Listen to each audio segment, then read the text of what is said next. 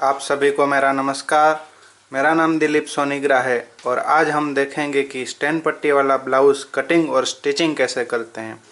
अभी तक आपने हमारा चैनल सब्सक्राइब नहीं किया है तो सब्सक्राइब कर लीजिए और बेल आइकन को दबाइए ताकि हम जो भी वीडियो अपलोड कर दें उसकी नोटिफिकेशन आपको मिलती रहे। तो ये वाला मेज़रमेंट है, ये मेज़रमेंट से हम कटिंग करके देखेंगे ब्लाउज़। सबसे पहले इसकी लंबाई 14.5 इंच है। तो नॉर्मल ब्लाउज़ में हम 1 इंच ज़्यादा रखते हैं, 15.5 इंच रखते हैं। तो इस पर भी 15.5 पर एक मार्क कर लेंगे और सीधी लाइन लगा देंगे। और आधा इंच नीचे हम एक और मार्किंग कर लेंगे, जो हमने सिलाई का एक्स्ट्रा छोड़ा है कपड़ा, कि आधा इंच यहाँ पे सिलाई जाएगी, आधा इंच यहाँ पे सिलाई जाएगी, तो उसके लिए हमने आधा इंच छोड़ा है। और स्टैंड कॉलर में नॉर्मल ब्लाउज से आधा इंच लंबाई यहाँ से पीछे के भाग से ज़्यादा रखनी होती है। तो ये हमारा ऊपर का और नीचे का मार्किंग दोनों के बीच में 1 इंच का डिस्टेंस हो गया। 1 इंच दूरी पर ये दोनों मार्किंग है और बीच वाला वो आधा इंच पे है। तो ये आधा इंच हमने ज़्यादा रखा है, लंबाई का 1 इंच बढ़ा गया, मतलब टोटल लंबाई में 1.5 इंच बढ़ा दिया है। 14.5 है तो 16 इंच रख दिया है। अब इसका शोल्डर है 15 इंच, तो शोल्डर जितना है उतना ही रखना है स्टैंड कॉलर में। तो 7.5 15 का आधा है, तो उस पर हम एक मार्किंग कर लेंगे।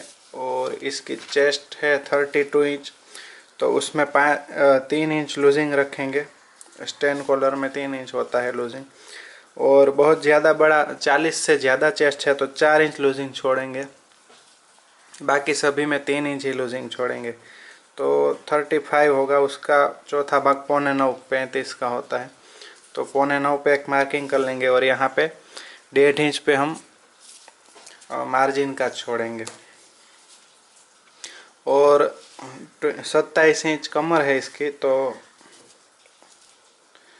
उसका चौथा भाग है 6.25 होगा। 6.25 पे हम मार्किंग कर लेंगे। और 3 इंच टक्स और मार्जिन दोनों का मिला के 3 इंच एक्स्ट्रा। वो ये वैसे तो ब्लाउज़ प्रिंसेस कट कटिंग करना है, तो प्रिंसेस कट ब्लाउज़ का कटिंग कैसे करता है उसकी पूरा डिटेल में वीडियो मैंने अलग से बनाया हुआ है। तो उसकी लिंक आपको डिस्क्रिप्शन में मिल जाएगी, उधर देख सकते हैं। और इसका जो गला है वो ब्रॉड कटिंग करना है 3.25 या 3.5 करेंगे तो भी चलेगा। 3.5 करते हैं, ज़्यादा छोटा मेज़रमेंट हो तो 3.25 इंच पे। और अब हमने ये जो दोनों मार्किंग किए हुए हैं उसमें यहाँ से 1 इंच का ये क्रॉस कटिंग करना है। इसके लिए ये दोनों मार्किंग किए हुए हैं। और इसका आर्म होल है 15 इंच, तो यहाँ से इतना सिलाई का जाएगा ये शोल्डर से। वो सिलाई का छोड़ के यहाँ से मेज़रमेंट कर लाना है 7.5 इंच पे। 15 का आधा 7.5, तो यहाँ पे आ रहा है 7.5। तो ये चेस्ट का निशान यहाँ पे लेकर इतना राउंड दे देना है यहाँ से।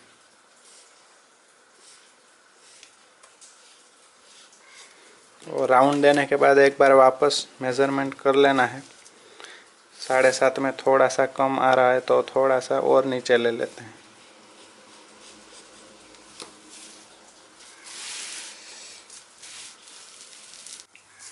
तो ये हमने यहाँ से 7.5 इंच पे आर्म होल लिया है, 15 का है तो आधा। और अब चेस्ट का और या कमर का दोनों निशान मिला लेंगे। और यहाँ से ये जो हमने 1 इंच यहाँ से क्रॉस लिया है और यहाँ से भी ये 1 इंच जितना राउंड लेना है। ये दोनों निशान इसीलिए लगाए हैं कि यहाँ से राउंड भी है 1 इंच नीचा लेना है और ये क्रॉस भी यहाँ से 1 इंच का कटिंग करना है।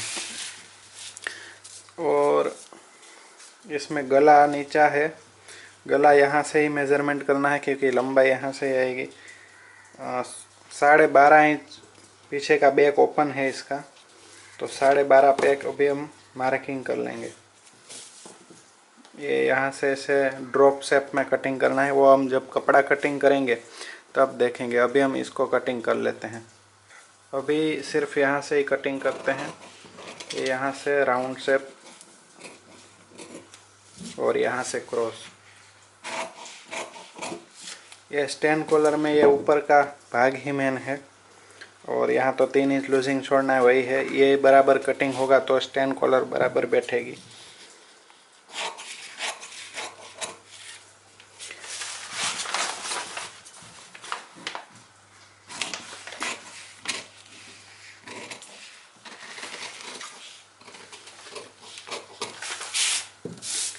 और यहाँ पर एक मार्किंग कर लेना है हमारे सिलाई का। अब हमने यहाँ पे टक्स का और मार्जिन का दोनों छोड़ा है, तो वो टक्स का हमको कटिंग कर देना पड़ेगा। वो हम जब कपड़ा कटिंग करेंगे स्टिचिंग तब मैं बताऊंगा। अब इसमें आगे का फ्रंट कटिंग कैसे करते हैं वो देख लेते हैं। वैसे तो प्रिंसेस कट है, तो मैं सिर्फ आपको शोल्डर कटिंग करना ही बताऊंगा कि शोल्डर से कैसे करते हैं। बाकी प्रिंसेस कट कटिंग करने का वीडियो ऑलरेडी है हमारा, तो आप उसमें प्रिंसेस कट कैसे कटिंग करें वो देख सकते हैं। इसमें सिर्फ स्टैंड कॉलर के हिसाब से शोल्डर से कटिंग कैसे करना है वही देखेंगे।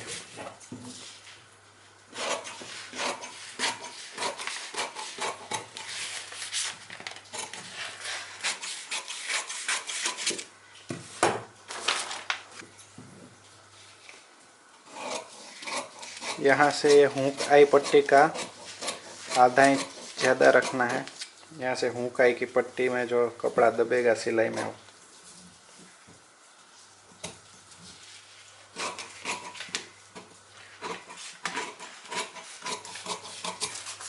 और ये ऊपर से हमने पीछे के भाग के हिसाब से यहाँ से सीधा लेके जितना पीछे के भाग में है वैसे ही सेम शोल्डर और ये आर्म होल दोनों पीछे के भाग के हिसाब से ही कटिंग कर लेना है।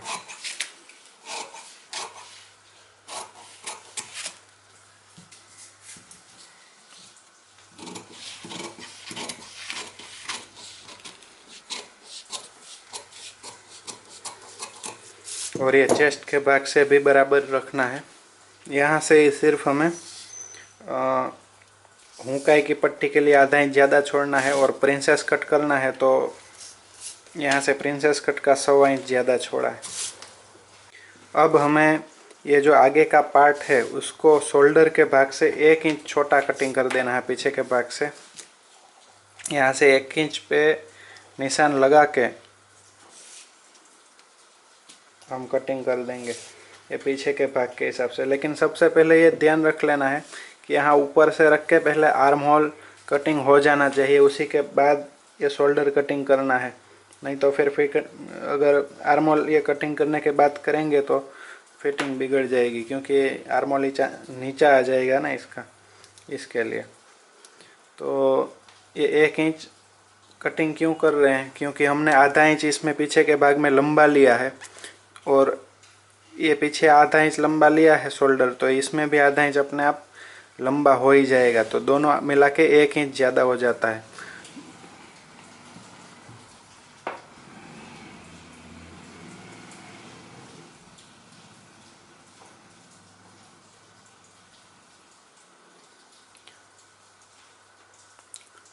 तो वो आधा आधा इंच दोनों साइड का या इसी में से कटिंग कर देना है आगे के भाग में, तो लंबाई बराबर आ जाएगी। और गले पे एक यहाँ पे इतना ब्रॉड है उसका निशान लगा लेना है। अब हमें पीछे का भाग साइड में रख देना है और अब हमें सबसे पहले इसका स्टैंड पट्टी कटिंग करेंगे, और नहीं तो ये आर्म होल कटिंग कर लेते हैं। आर्म होल कटिंग करने के लिए फ्रंट का मेज़रमेंट चाहिए। इसका फ्रंट का मेज़रमेंट है 12 इंच, तो हम वैसे तो 6 इंच रख के देखते हैं और आधा इंच हम सिलाई के लिए रख देंगे। तो यहाँ से इतना आर्म होल कटिंग कर लेंगे आगे का।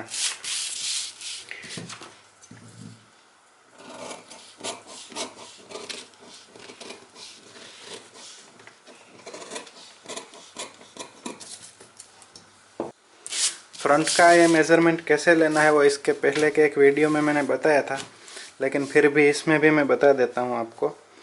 ये तो मेज़रमेंट का है, थोड़ा यहाँ से खराब है, लेकिन ये फ्रंट का मेज़रमेंट लेने के लिए ये ऐसे है इसका स्टैंड कॉलर। ये यहाँ से जहाँ हमने सबसे ज़्यादा ये राउंड कटिंग किया है उधर से नाप लेना होता है, और ऊपर से 5-5.5 इंच आता है।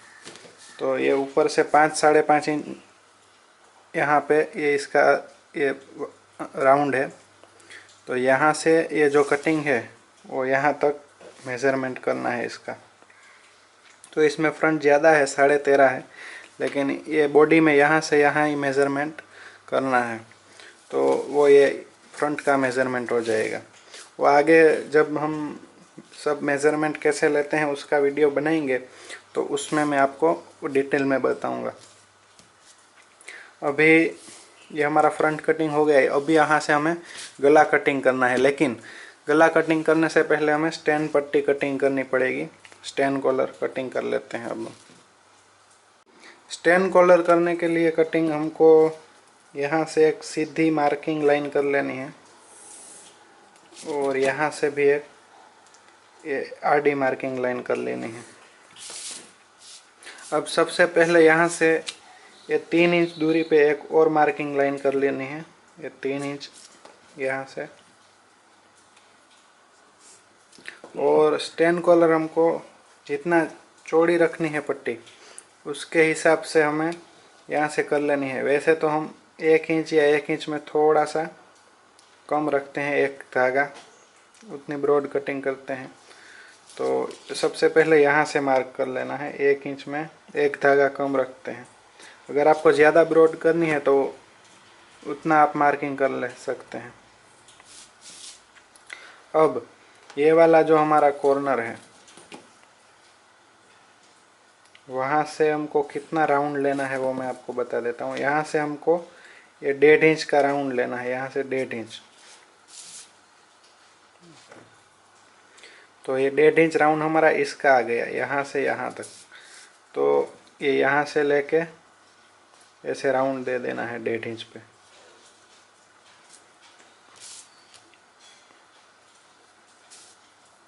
और यहाँ पे ले लेना है ये राउंड 3.25 इंच तक। ये 3.25 पे एक मार्किंग कर लेना है, और ये 3.25 तक ये राउंड ले लेना है यहाँ से। और फिर ऊपर से तो एकदम सीधा ही रखना है। उसके बाद ये हमने जो 1 इंच पे मार्किंग, 1 इंच में एक धागा कम रख के मार्किंग किया है, वैसे सेम टू सेम ये राउंड में मार्किंग कर लेना है, ताकि पूरी स्टैंड कॉलर जो है, स्टैंड पट्टी, वो एक ही मेज़रमेंट की बने।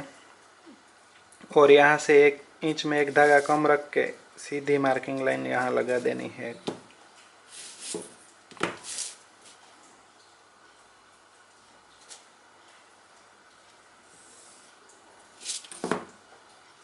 और ये यहाँ से ऐसे राउंड शेप दे देना है।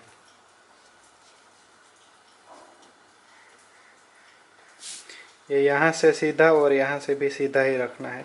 तो ये हमारा स्टैंड कॉलर का मार्किंग हो गया। और यहाँ से तो एकदम फिर ऊपर से जितनी लंबी करनी है उतनी पीछे के भाग में ये जाएगी और ये आगे के भाग में आएगी। तो आगे का राउंड हो गया, और ये पीछे जितना लंबा हमको करना है उतना ये सीधा ही रखना है। वैसे नॉर्मली 7.5-8 इंच तक बहुत हो जाता है, तो हम यहाँ से 8 इंच रख के इसको कटिंग कर देंगे, ज़्यादा लंबा नहीं रखेंगे। फिर हमको अगर बड़ी स्टैंड कॉलर स्टैंड पट्टी है, गला बड़ा है किसी का, तो उसमें कैनवास में हम बढ़ा सकते हैं। तो अभी तो हमने ये 8 इंच पे ही रखा है, और ये यहाँ पे ऐसे इसको कटिंग कर लेना है।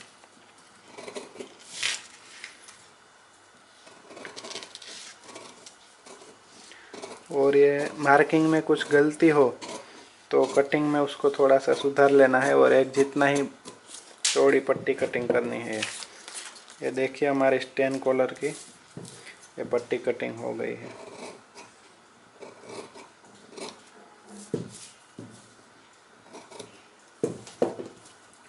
और हमने ये जो 3.25 इंच पे एक निशान लगाया था वहाँ पे एक कट लगा देंगे तो उसका भी निशान हो जाएगा। अब हमें इसके हिसाब से ये आगे के भाग का गला कटिंग करना है। यहाँ से इतना ब्रॉड है गला, तो इसको अब हम 7 इंच आगे का गला नीचा है तो 7 इंच पे एक मार्किंग कर लेंगे। और 7 इंच पे मार्किंग हो जाने के बाद यहाँ पे और ये वाला जो हमारा निशान है यहाँ पे हमने 3.25 इंच पे लिया है, वो निशान यहाँ गले पे आ जाना चाहिए, गले पे ऊपर एकदम शोल्डर पे मिलना चाहिए। और वहीं से इसको स्टैंड कॉलर के हिसाब से स्टैंड कॉलर में जितना राउंड है उतना राउंड यहाँ दे देना है। और हमको यहाँ पे आगे वी चाहिए, इसमें वी गला, तो यहाँ से फिर जितना चौड़ा वी कटिंग करना है उतना इतना करेंगे तो अच्छा नहीं दिखेगा, इसके लिए हम इतना वी कटिंग करते हैं। और ये हुकाई के लिए सिलाई में दबेगा तो हमने इतना सीधा कटिंग किया है। और यहाँ से फिर वी कटिंग कर देना है और यहाँ से स्टैंड कॉलर के लिए राउंड कटिंग कर देना है।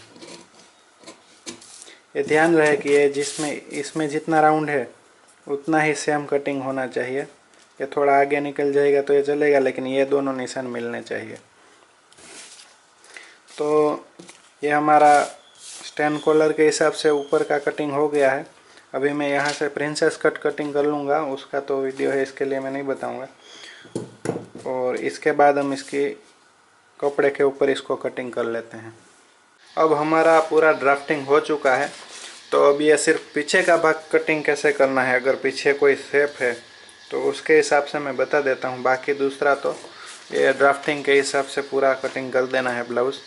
अब हम देखेंगे कि ये पीछे के भाग में एकदम ऊपर यहाँ से शेप स्टार्ट करना हो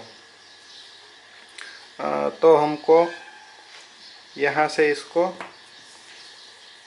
आधा इंच ऊपर से इतना क्रॉस कटिंग करना पड़ेगा।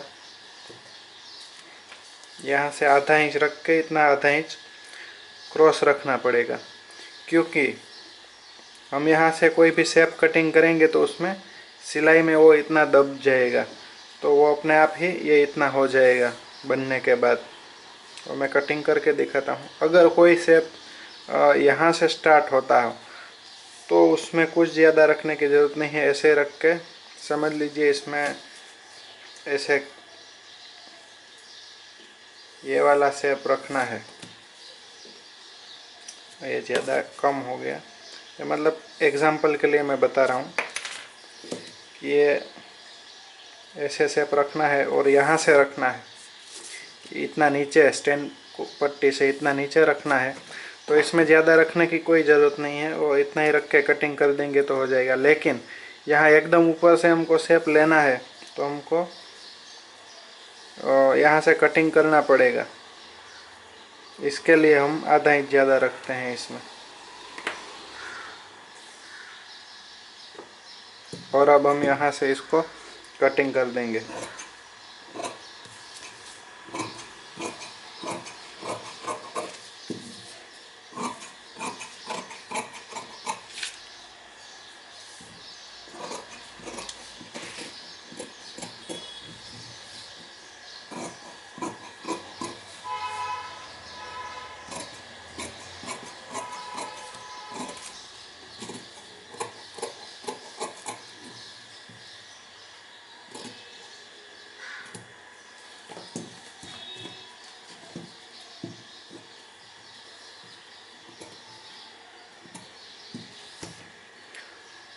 और अब ये गले का हमने यहाँ पे निशान लगाया है, वहाँ तक गला इसका कटिंग कर लेंगे। और एक दूसरी बात अब मैं आपको बता रहा हूँ, जब मैं कटिंग करते टाइम ड्राफ्टिंग करते थे तब बताया था। तो ये यहाँ से इतना कपड़ा छोड़ देना है, क्योंकि यहाँ से स्टैंड कॉलर में इतना वो सिलाई में जाएगा।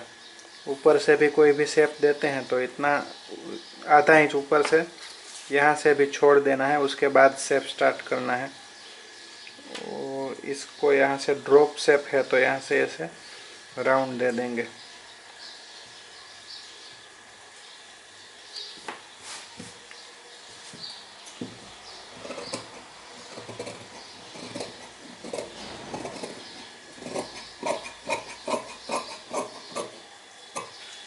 और इसको यहाँ से बीच में से कटिंग कर देंगे। अब जब हम स्टैंड कॉलर या बंद गला हो, कोई बोट नेक हो या स्टैंड कॉलर ऐसा ऊपर से बंद गला हो और नीचे से ऐसे शेप देना हो गले का कोई भी, तब हमको यहाँ पे टक्स एकदम छोटा लेना है। वो स्टिचिंग करके मैं बताऊंगा कितना छोटा लेना है और क्यों लेना है वो। तो ये टक्स एकदम हम छोटा लेंगे तो हम यहाँ पे टक्स का 1.25 इंच ज़्यादा छोड़ते हैं, तो उसका हमको 1.25 इंच नहीं लेकिन 1 इंच कटिंग कर देना है टक्स का। वो सिर्फ 1/4 इंच का ही रखना है टक्स के लिए। और यहाँ से ये ऊपर चेस्ट तक ऐसे क्रॉस कटिंग कर देना है, जो टक्स के लिए हमने एक्स्ट्रा कपड़ा छोड़ा है वो। जब ये पीछे गला एकदम ऐसे बड़ा हो तब। और स्टिचिंग के टाइम में बताऊंगा कि अगर टक्स हम बड़ा ले लेते हैं तो क्या प्रॉब्लम आती है। और एक बात और है कि ये वाला जो हमने स्टैंड पट्टी कटिंग की है वो सब में चलेगी। अगर आपको स्टैंड पट्टी वाले ब्लाउज और ड्रेस ज़्यादा आते हैं तो ऐसा एक फर्मा कटिंग करके ड्राफ्टिंग करके अलग से रखी दीजिए, तो हर बार ये हमको कटिंग करनी नहीं पड़े। और इसी के मेज़रमेंट के इसी हिसाब से ड्रेस और ब्लाउज सब में स्टैंड पट्टी बनती है, तो ये बहुत काम आएगा। तो ये हमारा ये पीछे का हो गया है कटिंग। अब हम बाकी का सारे पार्ट कटिंग कर लेते हैं।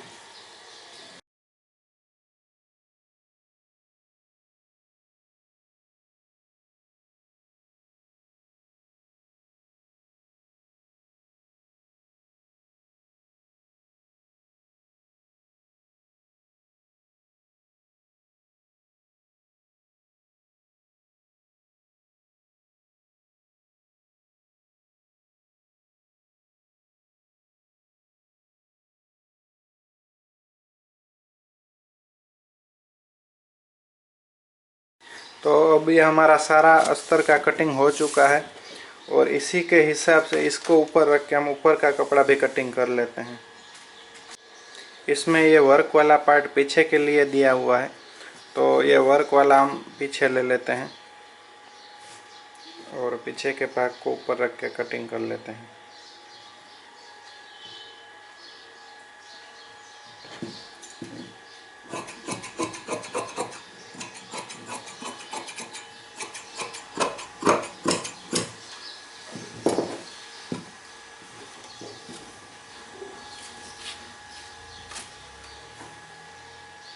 और ये स्लीव्स के लिए भी वर्क दिया हुआ ही है, तो इससे यहाँ से हम इसको मिडल में रख के स्लीव्स भी कटिंग कर लेंगे।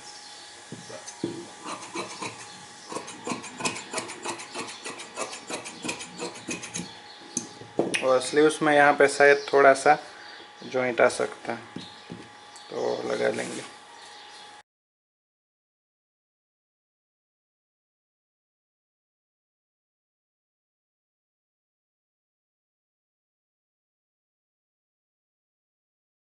अब हमें स्टैंड पट्टी कटिंग करनी है ये वाली, तो इसके लिए हमारे पास में 2-3 कैनवास है, वो दिखा देता हूँ। ये तो अपना जो पेपर कैनवास आता है, जो सिंपल हम ड्रेस सूट के गले में और यूज़ करते हैं वो वाला। तो इसमें ये वाला शुगर का भाग जो है वो बहुत कम होता है। उसके बाद ये एक कैनवास है, ये जो जेंट्स कपड़े बनाते हैं शर्ट पैंट उसमें यूज़ होता है, वो वाला है।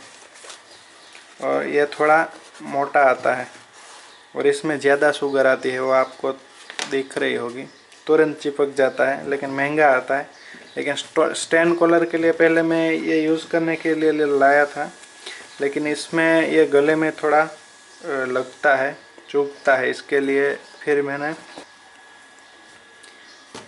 और इसके बाद ये कैनवास में लाया हूँ, तो इसमें भी एकदम ज़्यादा शुगर है और तुरंत चिपक जाता है। और ये थोड़ा ये वाले कैनवास से ये कड़क है, तो इससे एकदम ये सॉफ्ट आता है, नरम आता है ऐसे ऐसे। और ये जो पेपर कैनवास से उससे थोड़ा भारी आता है। तो स्टैंड कॉलर के लिए मैं सिर्फ ये स्पेशल स्टैंड कॉलर के लिए लाया हूँ और किसी में यूज़ नहीं करता हूँ। तो इसमें से हम स्टैंड कॉलर कटिंग कर लेते हैं।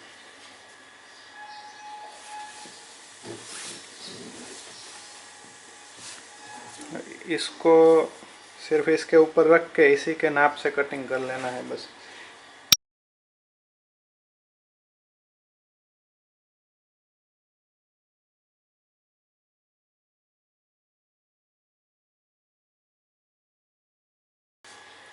तो अब ये हमारे ब्लाउज़ का पूरा कटिंग का काम हो गया है। अब हम इसके नेक्स्ट पार्ट में देखेंगे कि इसकी स्टिचिंग कैसे करते हैं। अगर ये वीडियो आपको हमारा पसंद आया हो तो लाइक और शेयर ज़रूर करें और चैनल को सब्सक्राइब करना ना भूलें। ये वीडियो देखने के लिए आपका बहुत बहुत धन्यवाद।